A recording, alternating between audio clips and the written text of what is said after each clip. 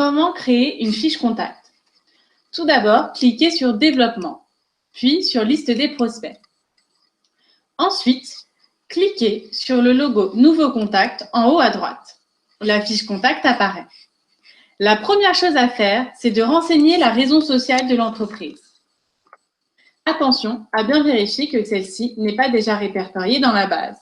Puis, remplissez les coordonnées de votre contact. Monsieur, le nom, le numéro de téléphone. Sachez qu'il y a la possibilité d'aller directement sur les pages jaunes. Vous pouvez aussi indiquer l'adresse mail. Avant de continuer, il faut que vous enregistrez votre fiche contact en cliquant sur « Enregistrer les données » afin de générer un numéro de fiche contact. Renseignez l'adresse du site d'installation. Un icône vous est proposé pour atteindre directement société.com.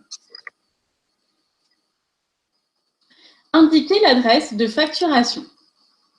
Si celle-ci est identique à l'installation, cliquez sur « Récupérer les coordonnées du site ».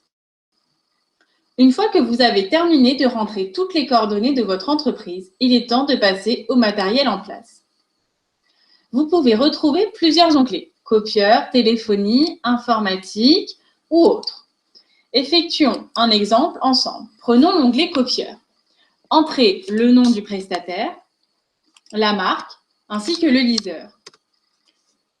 En fonction du contrat en cours, indiquez la date d'installation, le nombre de loyers, ainsi que le montant par trimestre par exemple.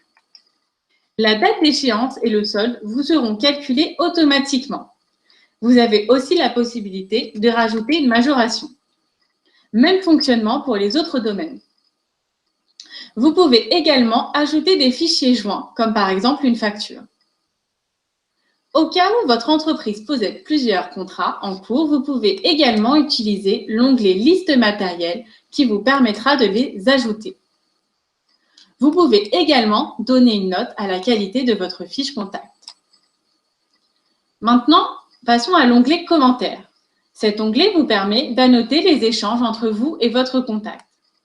Sachez qu'il y a des raccourcis, par exemple pour indiquer la date et l'heure de votre échange.